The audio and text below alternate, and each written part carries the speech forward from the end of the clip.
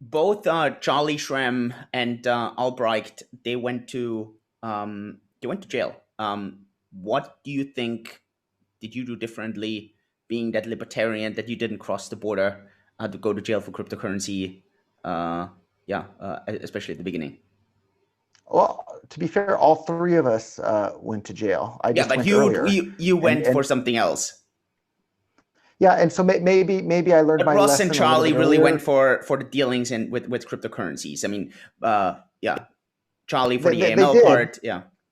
yeah, they did, but I think the difference is the same there.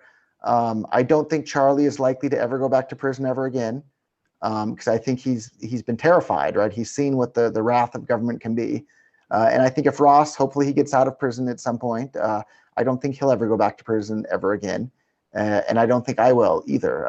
You have to really watch out for these government people and don't give them any opening to give you a hard time whatsoever. So.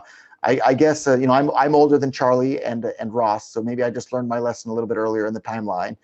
If I had never been to jail before Bitcoin came out, I would probably wind up going later. So, But how would you have stretched the boundaries? Like, yeah, especially during times when it was like really crazy. well, it was kind of the wild west out there, right? Everybody was busy building everything, and it felt like the entire world was going to change overnight in the course of a couple of days, or a couple of maybe months at the most. It felt like the entire world was going to switch to using Bitcoin overnight. And this is back in Really? 2011. Yeah. It really felt that way. It was just so exciting. It was it was hard to even go to sleep every night because there's just so much happening and so much enthusiasm. And all these early people were just so excited about everything that was going. They were busy building the tools to make that happen.